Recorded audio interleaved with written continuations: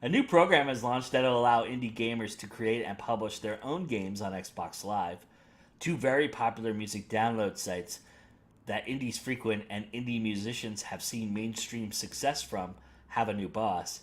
And the new boss of Netflix has just lowered Movie Pass from $30 to $10 a month. Come on, Mark Cuban, it's time to get on board, baby. Let's just go to Landmark and see some indie films with our Movie Pass. Woo! See, Pentecoff will be around with a Novel Connections new releases, and JB Taylor of Taylor Talks will have your Netflix pick of the week. All this on This Week in Indies.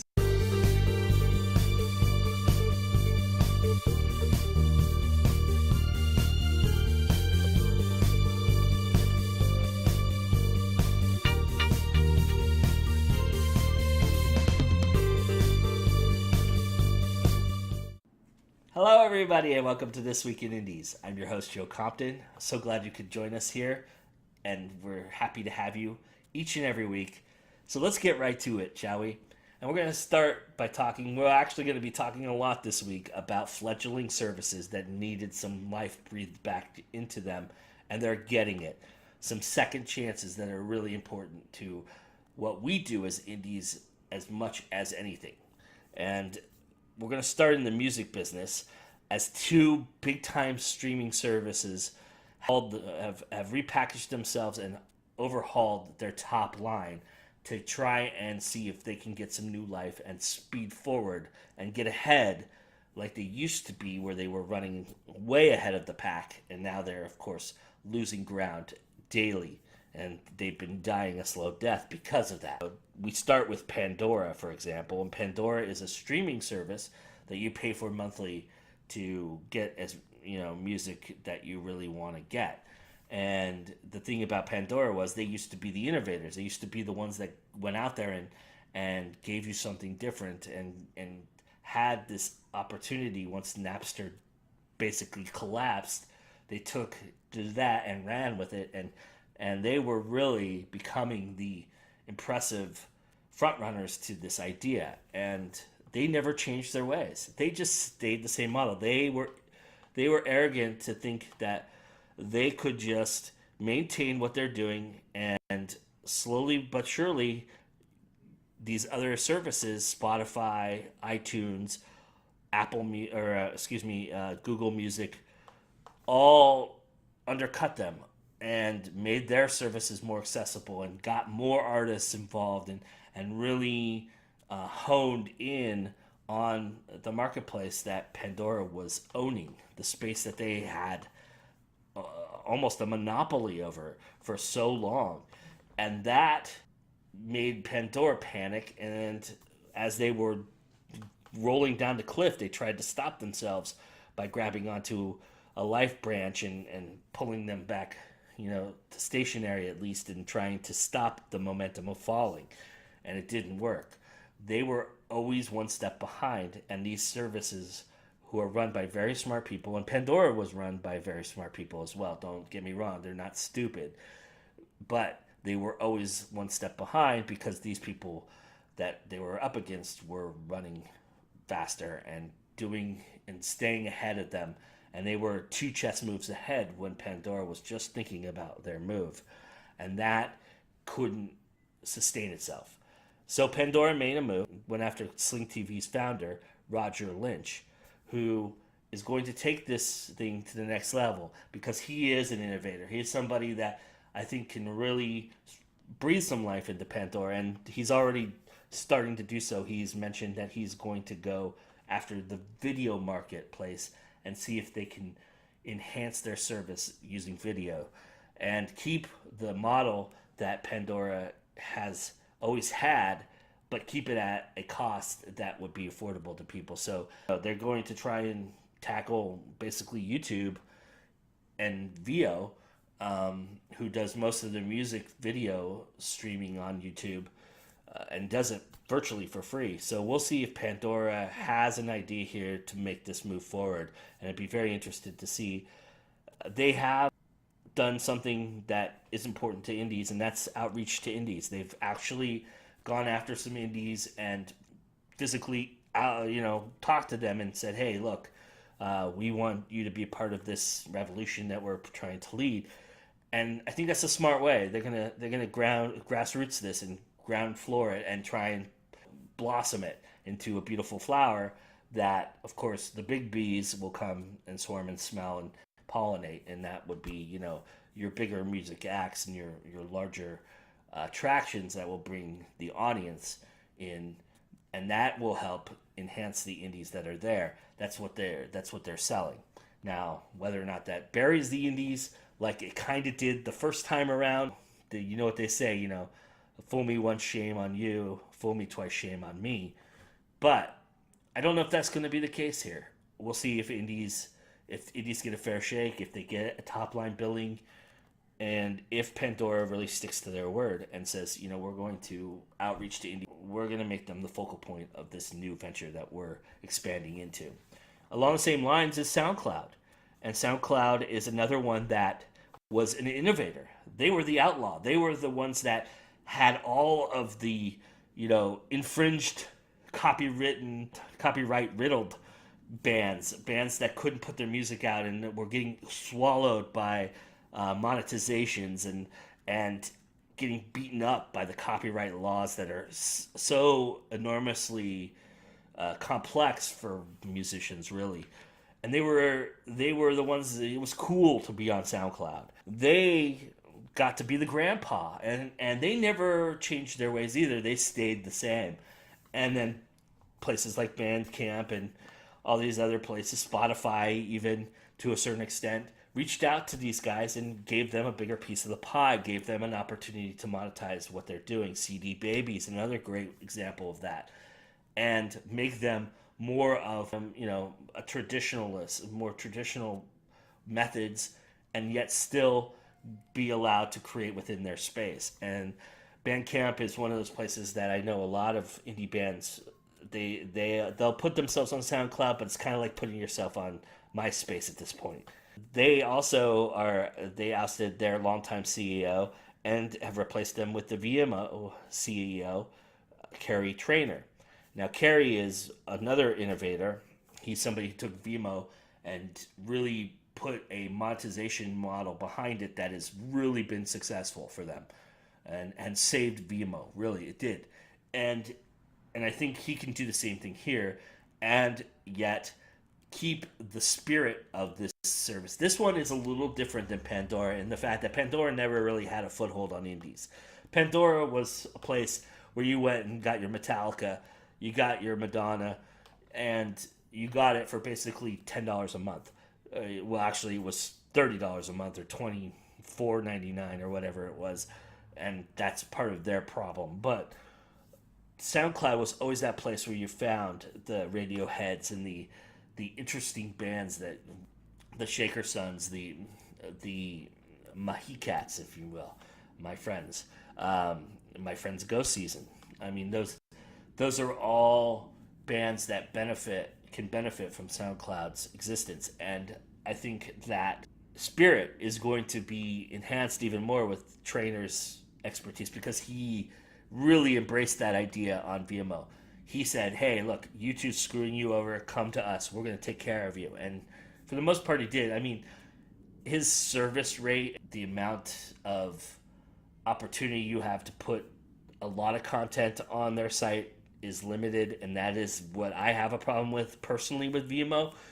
But SoundCloud is not like that. SoundCloud is going to allow you to expand and broaden your horizons. So for my indie musician friends out there who are watching this, I'd be interested to hear your take on this in the comments below, and tell us and join the discussion and tell us, do you use SoundCloud? Is it, like I said, is it just like a marketplace? Is it the MySpace of putting your music out there for free and letting people sample it? And do you think if they had a stronger monetization policy or something in place that would help you, would you be more inclined to do that? Would you be more inclined to be a part of that?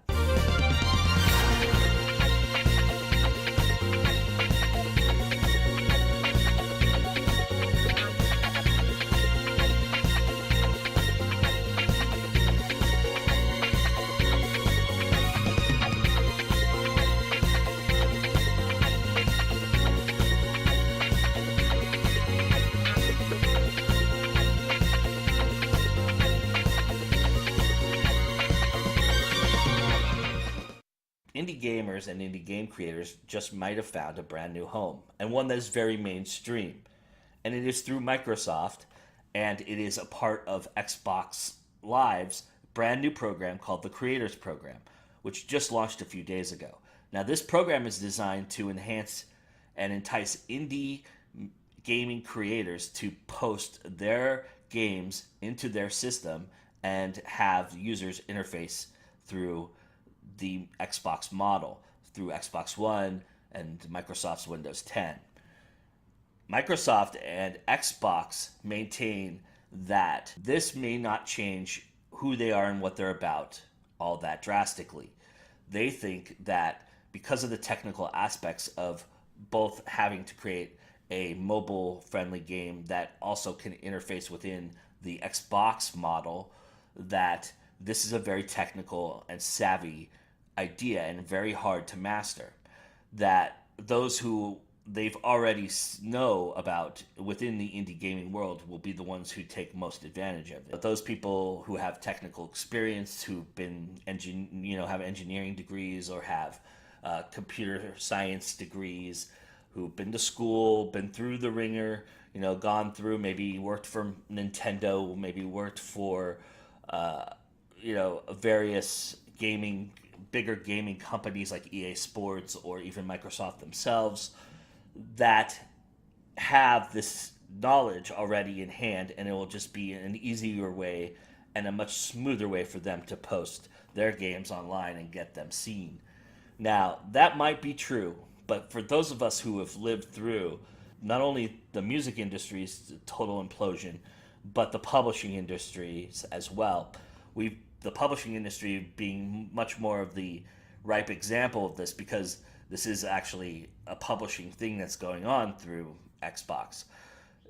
The publishing industry went through this about 4 or 5 years ago, and Amazon opened its doors to self-publishers, and it believed that because of the nature of creating a book, it was going to be this amazing opportunity for indies who were out there, who were struggling to find a platform. It was an opportunity to give them a platform. And instead, what had ended up happening is everybody was figuring out the system and figuring out how to launch a book, and we had this boom of real piles of garbage that were out there. And for the most part, we've sifted through it and we've kind of gone past it, but the industry has used this as a model example of this idea. This is not something that you can just do, that anybody can just do. And they've flung that in our faces, indies. They've really stomped on us when it comes to that idea, because for the most part, they might be correct in that assumption, because there is a lot of stuff you have to weed through. And as a consumer, that's disenchanting as well, because nobody wants to weed through crap. And if you pick something that's crap, you may never go back and try something else new. Now, I say that because there is some technical aspects to creating a game. It's not as easy as one might think, but I do believe there will be some people who have the best of intentions, or maybe not even the best of intentions, they just want to get seen, who will take advantage of this opportunity. Because there's no certification program anymore on Xbox. That's basically what they've eliminated. And that means that they're not going to have any quality control. They're just going to allow, if you use this program, you to publish, and you're able to. The only caveat that they have, the only true rule that I saw, was that it had to also be a mobile game. So you had to have an interface that had the mobile game app capabilities to be played as a mobile app on Windows 10, and also the capability to be downloaded as a mobile app, and be the same game within the Xbox model. So that in itself may be a little bit more technical than most people were willing to handle, but you never know. The thing about those are fleeting. They don't sustain the marketplace. They don't establish themselves as credible sources, and those get weaned and waned out pretty easily. That being said, though, to have to rifle through that as a gamer or as a consumer, that's a tough task to follow. Now, Microsoft has done a smart thing and gone ahead and published 10 or 12 titles that they've already vetted and already certified that are indie games through, and what they did is they had the programmers use this program as a test pilot to launch the game.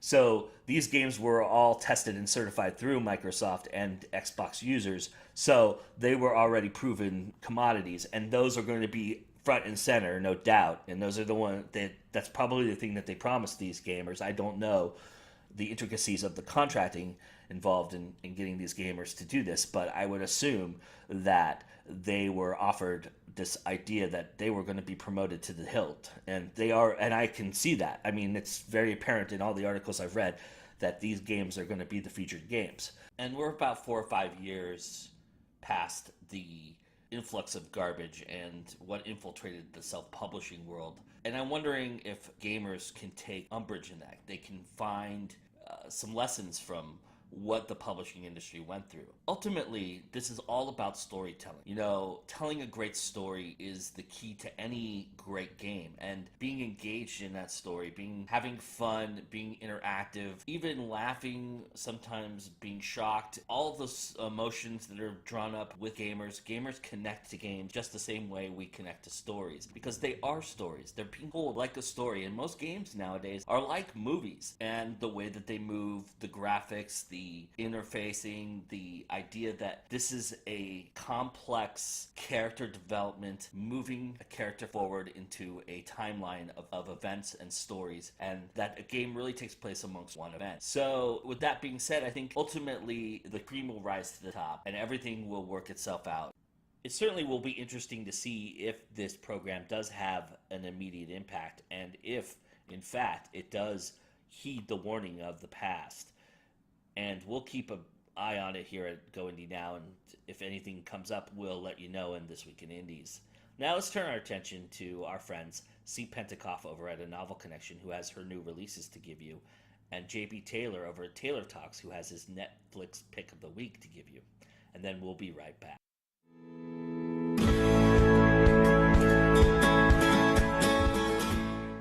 What's up, everybody? It's C. Pentecoff, fiction author and owner and founder of A Novel Connection. We got more new releases for you guys. The first one that we have is A Moment of Clarity by Robert C. Brewster. This is a suspense mystery thriller book, and its subgenre is legal drama. This book sounds really good. I am super stoked to read this book. It sounds extremely exciting. This legal drama is about a cold case being reopened after 25 years. They're faced with a dilemma. Their key witness is in the early stages of Alzheimer's. How can they put him on the witness stand? How can they not? He's the only one who knows the truth. Sounds really good. I can't wait to read this one. Okay, so again, this is A Moment of Clarity by Robert C. Brewster. You can find this in our Reader Connection in the mystery, suspense, and thriller category. I'm going to show you the cover, and then we're going to move on to the next new release of the week. Next new release is called The Piranha and the Goldfish by Carol St. Laurent. Now, this is a really cute story. This is an adorable story about a piranha who learns how to love all from a goldfish, from carnivore to vegetarian. This is a picture book. It's really cute. I had my kids read it with me, and they really liked it. They thought the piranha with his big, scary teeth were funny. Again, it's a really cute story. This is a picture book. It's in our Kitty Connection under the picture book category. And I'm going to show you guys the cover, and then we're going to end this thing. That is actually all the new releases that we have in ANC this week. It's been a slow month for ANC. Everybody's on vacation. It's August, so we expect things to pick right back up in the next couple weeks. I will be coming at you with more new releases before then, though. Don't forget to go to www.novelconnection.com/subscribe and subscribe to the Netflix of books. You have unlimited downloads. It's $1.99 per month. Your first week is free. You're supporting indie authors, which is something that the industry really needs right now. We only support indie authors.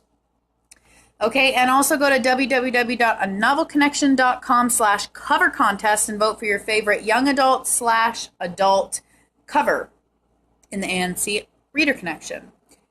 Go to www.anovelconnection.com/cover contest children and vote for your favorite children's book covers. Okay, that's all I got for you.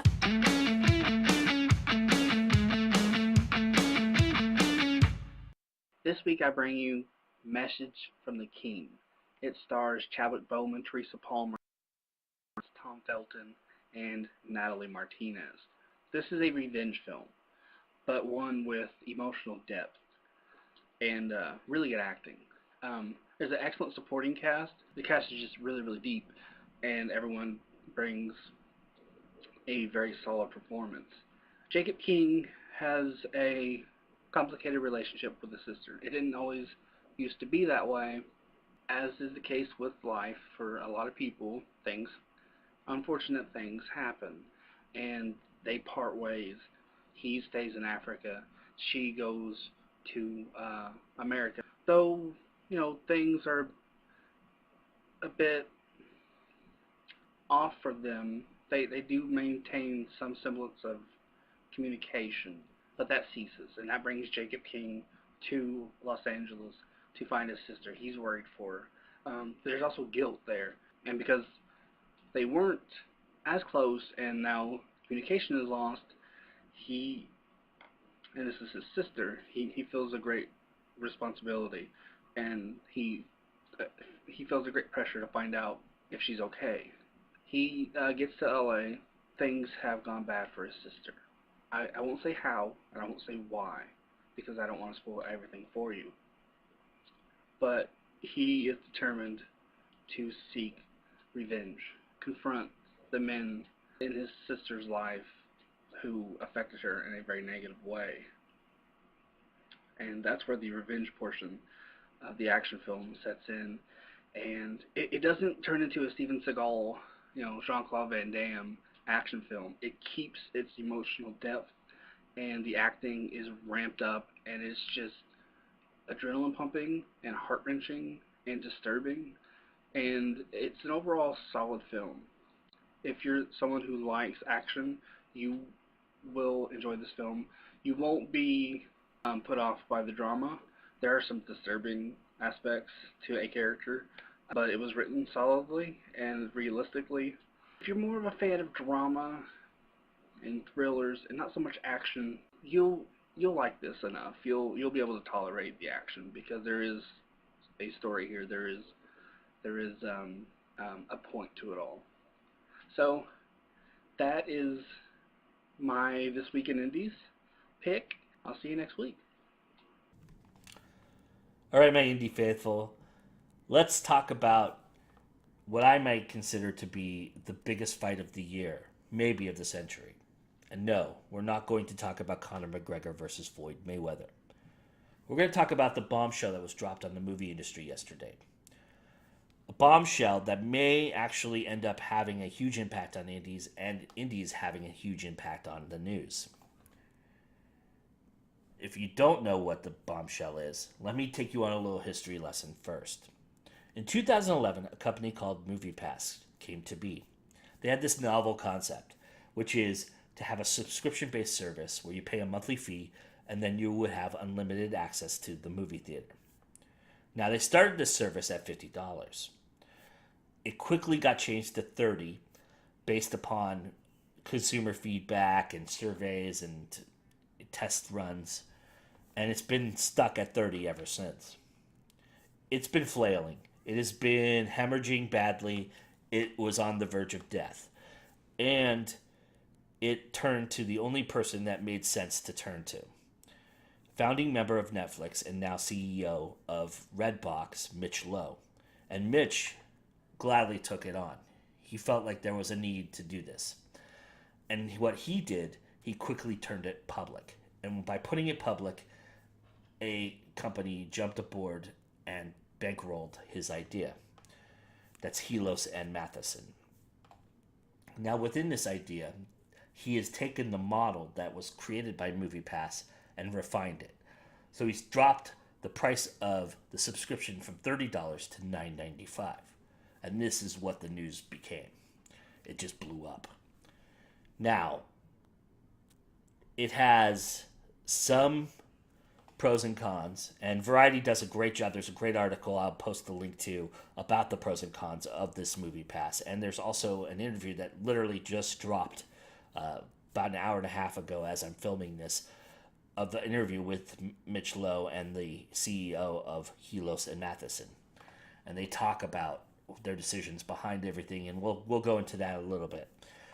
But the thing about this is that it impacts a lot of ideas, and 3D and IMAX are not eligible for this MoviePass, nor is some of the bigger theaters and some of the lower indie movie houses. Now, some have embraced it, and Regal Cinemas and Century Cinemas seem to be on board. Those are the two bigger dogs in the fight. But AMC threw venom and fire at this idea, and they have already threatened legal action and are pursuing it. Something that Mitch Lowe saw coming. They knew this was going to happen, and I think in some ways they made this news to kind of fuel the fire and kind of spark the flame a little bit. They want this fight. They're trying to expose AMC. Now, whether or not AMC has anything to be exposed about, that's up for debate. There is a consensus, though, that movie prices have gotten out of hand, and concessions even more so. So this doesn't affect concessions at all. And really, honestly, the CEO, Mitch Lowe, has already stated that what's going to happen is that no matter who pays for the subscription, he's going to pay full price for the ticket in which they go and observe. So they are going to front the rest of the money for the ticket for that person who's subscribed to the area. Now, getting back to the indie impact on this, as I was mentioning before, some indie theaters have come aboard. Quentin Tarantino's theaters come aboard. I believe Tribeca has come aboard. But there's one guy in this fight, I think, that can change the landscape of the fight. He can make it almost a fair fight. And he can also basically keep AMC from ever being involved in this. I mean, he could really literally wipe AMC out of this fight. And that guy is a guy who has some movie theater clout, but doesn't have a big stake in it. But he's growing, and that is Mark Cuban. And Mark Cuban is not a part of this deal. In fact, in 2011, he snickered at MoviePass's attempt. He was very volatile towards the idea. He was very vocal about it in many articles I've read. IndieWire, there was a great article that they talked to him about it. And the reason being is because he didn't feel like the model could sustain itself.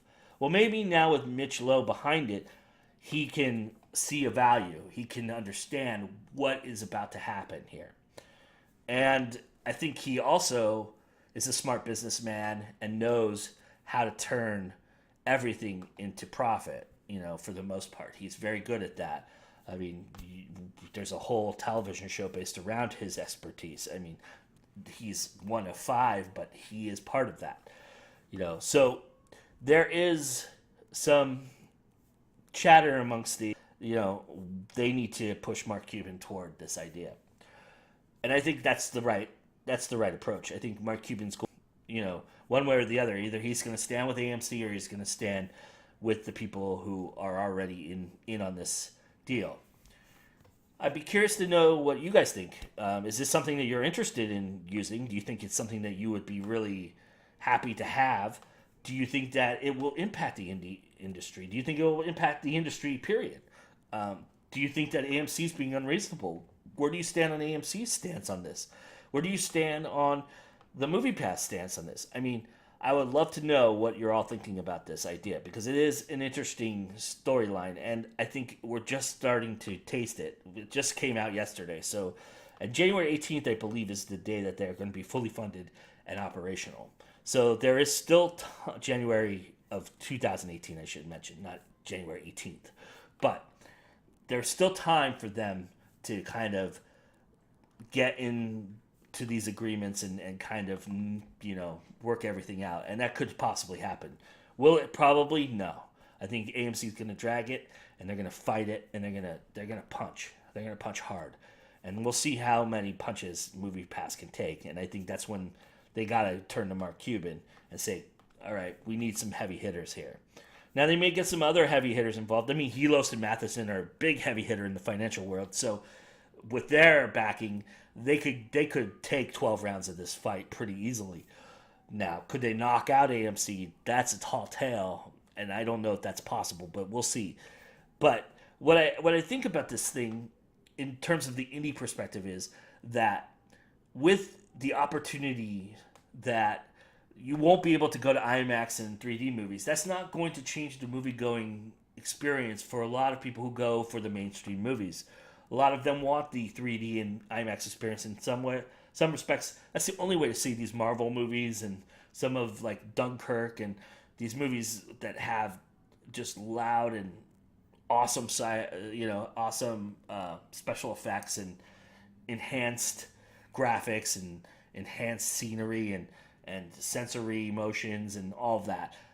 There's only one way to see those movies, and that's 3D and IMAX. So this will never affect that population. But what it might do is open up the opportunity. Say you're on a movie pass, right, and you can't go to Spider-Man 4, and you have a movie pass, and all of a sudden, The Willow in the Wind, terrible title, sorry. That's a terrible movie. Nobody would ever go see that movie. But, you have the movie pass, and there's this narrative movie that you can go see with your movie pass. And you realize that you do the math, and this is your $9.95 movie. I mean, one movie makes this pass worth it a month. If you go to a movie a month, if you go to the movie theater and see one movie every month, then this pass is worth it. I mean, the movie tickets are $14 on a good day to go. So why not see a narrative film? And I think that's where indie films could really benefit from this idea. Along the lines of helping indies and talking about the movie industry, I want to leave you tonight with something that's really impactful for anybody who's ever dreamed about being a screenwriter or a filmmaker, wants to know how the movie industry works, wants to meet some networking opportunities and have some people that they can put into their network, wants to know how to get their book made into a movie, wants to know all the things. There's a festival, online screenwriters conference happening. It is a movie industry conference that Without a Box is putting on, and it's totally free. It's absolutely 100% free. I don't know why, if you want to be in the movie business, you don't take advantage of this. And it is an awesome, awesome event. I will post a link to it. I think you guys should check it out. It's definitely something that would be interesting. Well, I hope you have the opportunity to go and check that out and experience the summit. It looks like a great thing. We will be there, like I said, to try and navigate what we discover. We'll mention on the next week's show. But try it out for yourself. Be a part of it. Network. Get yourself out there. Learn if you want to learn about the film industry. I think it's a great opportunity for sure. I want to thank C. Pentecoff and JB Taylor, as always, for contributing to our show this week and every week. C. Pentecoff's A Novel Connection. If you haven't been there and checked it out, go do so right now. It's a great service. It's a great site. I can't say enough great things about it. And JB Taylor's Taylor Talks. JB does movie reviews. He does book reviews. He does interviews. JB is awesome. His site is awesome. So definitely go check that out. And I hope that you've been enjoying his Netflix picks. If you've actually streamed one and watched it, let us know. Let us know what you thought. Was JB spot on? Was there something you wanted to add to what JB was saying? We'd love to hear from you. So do so in the comments below. And let us know about everything that we're doing. We're here to give you what you want. So please be vocal about it. Let us know what we're doing, what you like, what you're seeing, comment on the things that we're talking about. Be part of the discussion. That's what we want. That's what we're doing this for. If you're around tomorrow night and you're watching this live, well, not live, but you're watching this on the day it drops on Thursday, tomorrow night is our live panel discussion. Gina Kubo's hosting. It's all about book reviews, some awesome panelists. This is going to be a lively, entertaining discussion.